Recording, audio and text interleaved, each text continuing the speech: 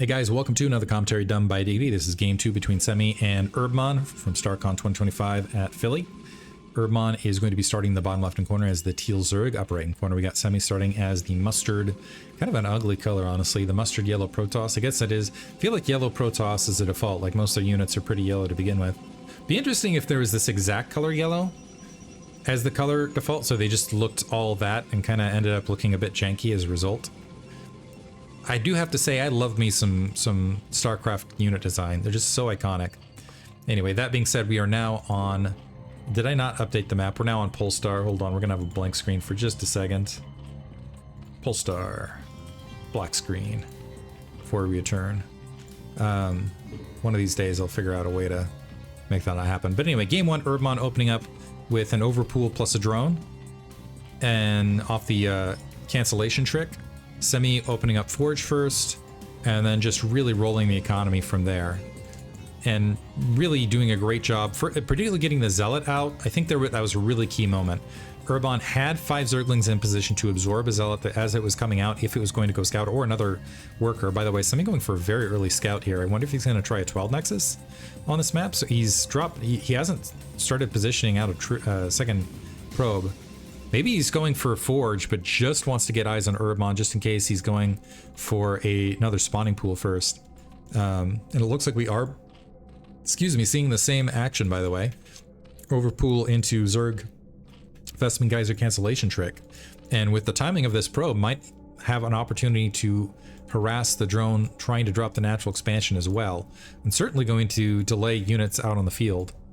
I'll be interested to see, once again, if Herbmon dedicates... So, game 1, the Zerglings tried to surround that probe rapidly, and they were not able to do so. It'll be curious if Herbmon tries to go for that again, or if he does try to field it. Unfortunately, right now has no information as to where his opponent is. Semih dropping 1 cannon, and I think this is wise, to drop the 1 cannon, but hesitate on the 2nd cannon. Keep the probe alive. Never mind, he dropped the 2nd cannon as well. I think he could hesitate on it, and wait to see whether these Zerglings are going... Okay, the Zerglings are breaking off now. So now that I would say, especially across positions, drop that 2nd cannon. But didn't have to dedicate a 2nd probe to get the additional scouting information. It looks like the Zergling's starting to fan out. Herbmon is going to go ahead and grab an additional base at the 9 o'clock. And they're ignoring the probe this time. I think Herbmon probably looked at the map game 1 and was like, hey, I could have gotten some cannon kills if I had just moved. But I think he's using the Zerglings, well, he's got a scout with the Zerglings as well. Overlord's finding nothing. Top right. So just going to move the Zerglings, it looks like, into position on the forward field. No Zergling left to deal with the probe, and it looks like it was able to get a bit of damage done. 2 Zerglings lose their lives to the cannons on the front. Gateway along the way, we have the Nexus being constructed as well. Fortunately for Herbmon, he didn't have to worry about the probe creating an additional blockade on either location. The Zerglings starting to make their way back. But yeah, every loss hurts. We do have, I think that was a 303 gas, somewhere around there. So we are potentially seeing another setup for another 3-hatch Hydra play. I'm wondering if this is something that Herbmon had planned to try to deal with Semih. Just recognizing, maybe not wanting to go into standard 4-hatch play against him. This drone has done a good job of basically, I should say the probe has basically kept this drone from mining the entire time. But that has also left the probe weakened. So now that the probe's been wiped out, I'll be interested to see, keep saying that, need to come up with a new phrase. Consciously, I recognize when I say it, I'm like, man, I said that phrase again. You guys, keep me accountable. Hidden 2nd gate here for Semih, by the way. Hidden 2nd gate behind this. He's going to go for a very rapid, and that's going to provide a lot more Zealots. I love this play, considering the Overlord's out of position, by the way. Brilliant. This Zealot able to stream... This is what I was curious about, by the way, when I was going, oh, I'm interested to see whether the Zerglings were going to be able to get back into position to find that initial Zealot, or if that Zealot was once again going to be able to make its way across the map and get a scout, to see whether their Hydral Stun was planted and also get some economic harassment. 2 more Zealots making their way across. Herbmon only sees 1 of them. I think this is a brilliant play. This is a really heads-up play for Semih at cross position, recognizing the Overlord's not there. So just now seeing the 2 Zealots, and doesn't even recognize that there's a 3rd already in play. This is going to force a lot of Zerglings out in the early game, and Semih can replenish them quite rapidly with the double gateway play. And 1 drone down.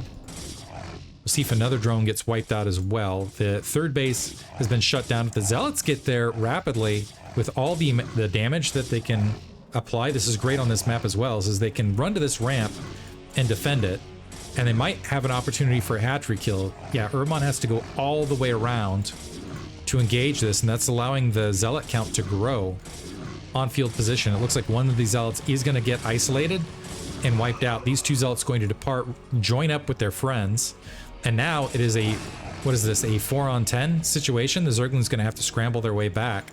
This is going to force even more Zerglings out from Herbmon. Does he have the, he does have the Spire on the way and the layer completed, and more Zealots making the way across the map. So even if those Hydralisks are built, do we see a, we do have the gateway being built behind this. If the Zealots are going to be a strong enough of a threat that I think they're going to pin those Mutalisks back should they get an opportunity. Zerglings running their way across, trying to get a pseudo surround. This is still 6 Zealots versus a full control group. That's a decent situation for the Zealots, and the Zealots, once again, yeah, they want to take that hatchery down. The Zerglings looking for an opportunity. Herbmon also maybe wanting to buy some time until he can get some Mutalisks to switch the odds, now engaging and able to peck away. One stranded Zealot along that southern corner, going to end up getting picked off. We have more Zealots. More Zealots are streaming their way. This one's going to the natural expansion, while Herbmon is distracted here at the third. And the Zerglings are all rallied up here, so they're not... And I think Herbmon is hyper-focusing on these Zealots. Great trades from Semih as well. And yeah, the Zealot... So one Zealot going into the main. We have we have some Scourge being produced. This Zealot going to the natural expansion. So we have attacks effectively on all fronts once again. Herbmon in a lot of trouble here, having a lot of... Yeah, the natural expansion's emptied. 2 Zealots now in the main. Another Zealot making its way forward. Great play. It looks like the drones are finally making their way back, but this is just an immense amount of lost mining time. Do we have the Corsair active as well? Corsair is, yeah, peeling across the map. There were Scourge, so the Corsair might want to turn around. Oh, that's it. Okay, so something going right there for Herbmon. He was at least able to take down that Corsair rapidly, and considering how much gas he's floating, his best shot might be to just go a mass... Oh, it looks like he's dropping the hatchery instead. I feel like his best shot might have been to just try to couple a bunch of larvae, build a bunch of Mutalisks, and go for that flood, because he's taken a severe amount of damage thus far. The Zealots finally getting cleaned up, but wow, they have really halted Herbmon's economy, sitting at 26 drones this time, off the 3 bases, going up to 5 hatch. So going for a mid-game 5 hatch in the interim, +1 weapons, just about finished. You have the Gateway Flood. Semih at double the worker count, dropping a whole lot of stuff. He's got a lot of Corsairs in the midst of this, and the Zerglings that were created in the interim are not going to be sufficient to break through this front. They're just going to have to sit back and wait. And I do believe that Semih with... Yeah, Herbmon trying to re-drone hard in the midst of this. So it looks like his plan is okay, we took a lot of damage. Let's just shell up. Let's macro up really, really hard. And then hope to have a faster recovery, be able to outspeed Semih to the reconstruction. But this is going to be a very rapid 6 gateways. These 2 gateways are also producing. Rating the High Templar. +1 weapons is finished, which gives the upgrade advantage to Semih. Do we have anything close?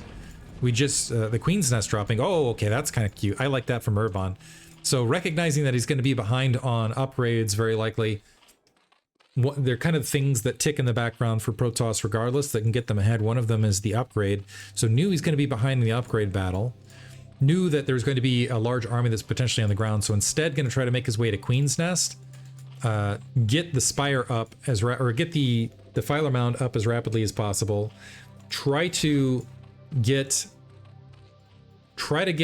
Defiler Plague out and maybe deal with the army that way, and use that to potentially negate the upgrade advantage, at least in the short term, to try to keep himself alive. And just dropping all sorts of Sunkens, by the way, and a major Sim City to try to buy that time in between everything. This does, the problem for that, as far as a turnaround, is that does open up an opportunity for Semih to just swarm the rest of the map with Nexuses, and just really, really power his economy and just stay effectively constantly ahead. He doesn't have to, he's not required to suicide into this. So Herbmon trying to play towards the later stages of the game, but what Semih can basically do now is rather than throwing away units into this, he can just sit back, drop 2 additional Nexus, knowing that Herbmon really can't compete with a heads-up army. There's the Tech to Hive. Yeah, just go ahead and grab an additional Nexus on top of this, power all the gateways, and just just keep that supply and upgrade advantage through the long term. I would love to see a rapid additional Forge and a rapid 4th Nexus out here from Semih. Right now, though, it is 3 bases. It will be 3 bases versus 3. Usually that does put protests ahead regardless. I could definitely see a scenario. What is this attacking? Is it attacking? Where is it attacking? Okay, attacking the spore colony to open up the gas. That's where it was. Hard to see on the map. But this will be an interesting play. It might play out for Herbmon. I kind of like this as a recovery mechanic. I was wondering, is it the egg that's getting attacked? Took a second. Herbmon, by the way, still macroing heavily behind this. Semih checking the front to see if there's additional spacing. And some lurkers now coming into play. Yeah, now that this is shelled up, I just like to see an additional base. Some Scourge making their way across the Archon. Oops, accidentally attacking one of his own zealots. That poor zealot, he was just doing his job. Just doing his job. And I think a drone got away and just got splatted. Semih making sure the rest of the map has not been grabbed by Herbmon, making sure that it is in fact 3 bases versus 3. Starting to move his probes out. Has all sorts, and I love this as well, pumping a lot of High Templar. Not that Protoss don't do this anyway, but making sure he pumps a lot of High Templar so he can have a lot of Storm on top of everything else for the turnaround. There's the Defiler Mound from Herbmon. Zerglings streaming across. Going for a Carapace upgrade first, by the way, for survivability. And it looks like the Zerglings are going to in fact spot that 3rd base. I think he recognized the possibility of Semih being able to grab a rapid 4th. So just wanted to have the Zerglings streaming across as a kind of an opportunity. If you catch that probe making its way somewhere on the map, maybe you can slow down the additional base zealots. By the way, just patrolling in the bottom right and top left to make sure that Herbmon can't break out or sneak one of those additional bases. Zerglings, I think they're hoping to find something split, but that Semih's doing, or maybe even get lucky, get a lurker, or get a High Templar. And speaking of which, but to say get lucky, get a High Templar, but there's one of them. Is he gonna get seconds? And that was a lot of energy too, heavily damaging the 2nd High Templar. Defiler Mound's up, consume upgrading first. Semih now bringing his army back to bear. We got a lot of Dragoons, and Dragoons do open up the possibility of firing at range, which helps peel back the Sim City of opponents pretty well. This is well ahead. The Dark Swarm will help negate that, but we're well ahead of Plague being a problem. And now Semih going ahead and making his way to the 3 o'clock base, potentially grabbing that. The other nice thing for Semih is he's got all of these High Templar. He can effectively treat them like science vessels at this point of the match and just continually... Dark Swarm planted right there. And just effectively walk in, yeah, drop some Psystorms exactly like this, back out. Walk in, drop some Psystorm, back out, and just make sure he's getting some effective damage done. Dragoon's actually utilizing the Dark Swarm to their advantage right here and pecking away at that hatchery. 9 o'clock base has not been dropped yet. We do have Zerglings nearby where they might be able to get some damage done. Also, I forgot to mention you also have the Adrenal upgrade on top of everything else, and the Adrenal upgrade also provides a nice degree of... It really makes Zerglings a very cost-effective unit as far as a catch-up mechanic. Not catch-up like you pour it out and it's red, but catch-up as in get back in the match. But Semih doing a good job of continually expending those Psystorm, killing a lot of these Zerglings, making sure Herbmon isn't able to create a sizable attack force. Herbmon is not spotted this 3 o'clock base. I think I called it 9 o'clock, 3 o'clock base, which is now up and running. Some additional lurkers being produced. The Dark Swarm is pushing those Dragoons back. We have some lurkers and Zerglings that have made their way out on the map. Might be able to, again, get a snipe someplace. Semih now drawing back, finding the Zerglings mid-map, finding the Defiler there as well. Herbmon was hoping that this would go unspotted, and he'd be able to just draw. Yeah, he's trying to get it in. It looks like Semih got here in time, though. Well, maybe he got here in time. The Zealot's got to be there to deal with it. The Adrenal upgraded Zerglings plus Dark Swarm can kill off Nexus very, very rapidly. And this is Dragoons that cannot do anything to this Dark Swarm, so that Nexus is going to get picked off. So there goes the third. Nice play from Herbmon. This is great from playing from behind, so stop that base. The 3 o'clock base is now up, so should be an easy shift. Herbmon, though, keeping himself in this. Good Psystorm to pick off the Defiler finally. We also have a Dark Archon to pick off the Defilers should they move out on the map. Right this second. Herbmon, recognizing Semih's army is out of position, so going to group up an attack force to try to grab the 6 o'clock. Yes, as a drawn at the 9 o'clock. Herbmon making a game of this right this second. Semih redropping what was his third. Is already saturated at the 9. His main is about to mine out, so wants to have that additional base up and running. But Herbmon, while he's behind in supply, he's got +1 weapons, +1 armor, compared to +2 armor, +1 weapon. So I don't think that second forge was dropped from Semih. Trying to spot and make sure there's +1 weapons upgrading. I don't see anything else behind it. Did we go double evolution chamber on top of it? We did go double evolution chamber on top of it. So nice play from. So I gotta say, Herbmon's doing things to keep himself in this match and maybe turn this around through the long haul. Also going transport, so he could maybe cycle around Semih's army, catch him off guard. Big Psystorm from Semih. Oh, desiccated corpses being the. If there was like marks for Psystorms where it's like you're grading them and saying like, oh, this one got an A and got a B. I think the metric would be desiccated corpses on the ground, and that one definitely got an S rank as far as Psystorm. That was a beautiful Psystorm there from Semih. Semih regathering is getting cut off. Single Zealot's not going to cut it against these Zerglings, and Semih very Dragoon heavy right this second. And he needs to make sure he mixes in a lot of Zealots. Was able to catch a Defiler mid-map and also get some Archons on here. Archons still have the push where they don't do their main damage under Splash, but they still do their splash damage, or under Dark Swarm, I should say, they still do their splash damage. When you get to 3 or 4 Archons, they still melt the Zerglings very quickly in position. But Herbmon has managed to establish the 6 o'clock base for himself.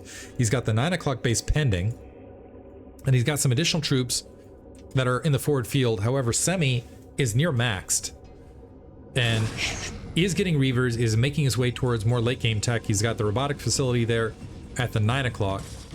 I like what Herbmon's done now. Now we're getting the plagues on this army. Herbmon's done a really good job of keeping himself in a position and putting himself in a situation where he might be able, with some good trades, if he can just get lucky on some of the exchanges, might be able to walk his way back into this match.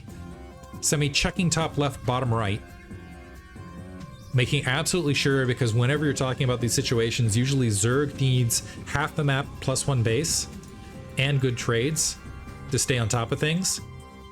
Ooh, some more High Templar getting caught. They're just so much slower than the rest of the army. Great turnaround Psystorm. And the Defiler going to get picked off as well.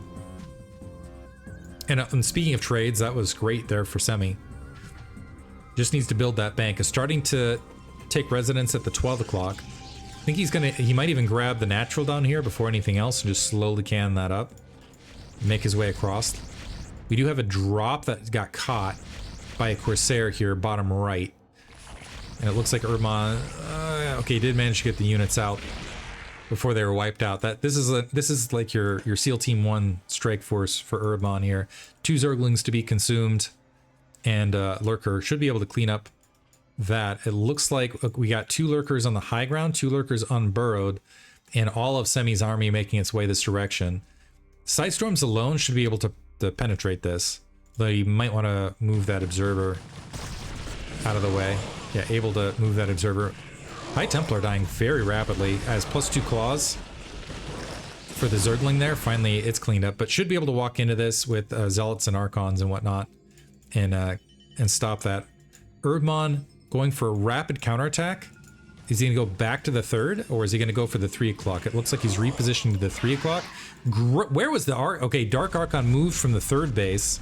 Was able to pick off that Defiler. Semih's been incredible about that thus far. Just casually walking up. Also, we have the heavy hitter in a Reaver right there. Once again, Corpses littering the ground. Another S-tier Size Storm there from Semih. Looks like the Zealot and Archon was able to clear out that task force bottom right. Corsair also on patrol. And now Semih... Where's the Observer? Come on, Observer. Get with the program. Now everything going to get wrecked at the 9 o'clock base. This is unfortunate for Herbmon. He really needed this base to stay active in order to maintain some semblance of economic parity, because his main getting very thin. He still is doing okay at the 3rd. Natural expansion somewhat thin. Regrouping wants to get another. I don't think this is going to succeed with these 2 Reavers already in position, by the way. Lurker is just getting obliterated. Whoa. The Reaver is just, yeah, peeling their way back. Solid defense. So 9 o'clock base is gone. 3 o'clock base is defended. 6 o'clock base not yet well saturated. So we got all sorts of drones, but I'm not sure that they're where they need to be. And Semih, yeah, able to wipe out these lurkers. I don't think a probe's died up here yet. Is this going to be the first?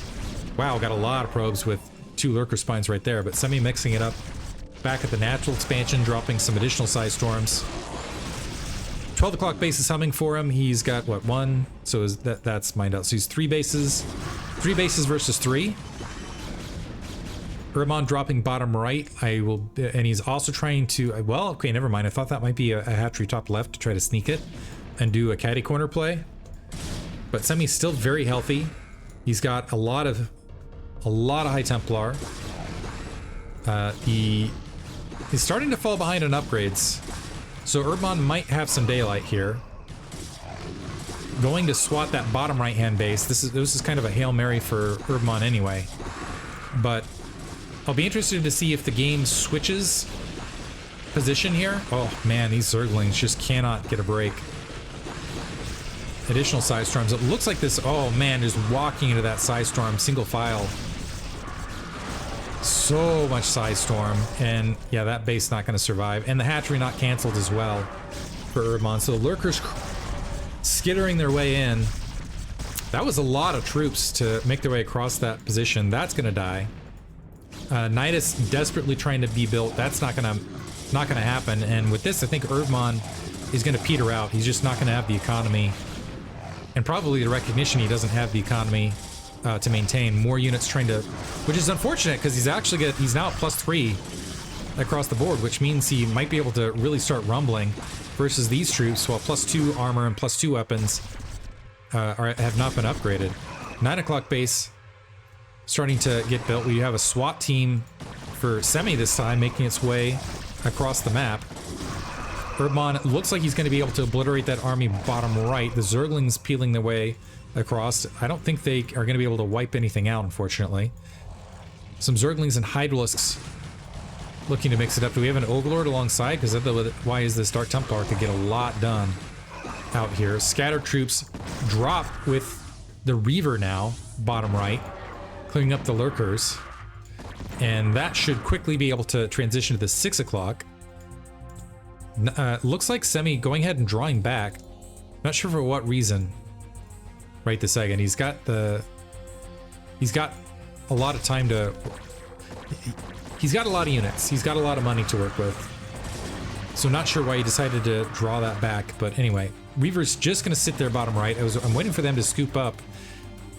Looks like they don't need to be out on the fields because we got another big storm drop making its way. The good news for Herbmon is there's not a lot of drones here. The bad news for Herbmon is there's not a lot of drones here.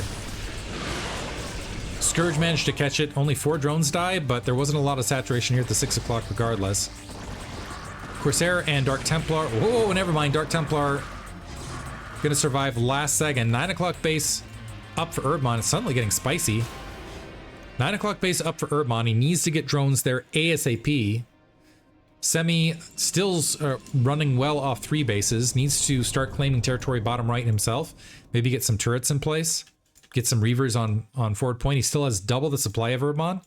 Herbmon does... Oh, okay, he's got 0 spines, actually, for the Hydra, so he needs to rely heavily still on Defiler Plague and Swarm and Zerglings potentially here. Getting caught mid-map. Herbmon cannot afford to lose these small engagements like this. Also, this Dark Archon alongside should be able to swat all the Defilers. It looks like resaturation has happened here at the 6 o'clock. Units getting pushed back. Some drones making their way towards the 9 o'clock. They're at least going to be able to make their way through. Dark Templar, Herbmon trying to pick out the Dark Templar in the midst of this while his Overlords are still alive. These Corsairs have been active the entire game, by the way. Maelstrom from Semih pinning those Hydralisks, recognizing they were going for hit and run tactics. So instead wiping them out. Now we have too large an attack force making its way into the natural expansion. That's GG from Herbmon. Herbmon put up a good fight though, I have to say, but Semih just overwhelming him, keeping that death grip. So Semih, I gave the wrong win there. I recognized Herbmon. I put Herbmon up a game. It was Semih who won the previous game. My bad, everybody. 2-0. Semih advances in the upper bracket. Herbmon drops the lower bracket. Still a good match. Hope you guys enjoyed it. Thanks for listening.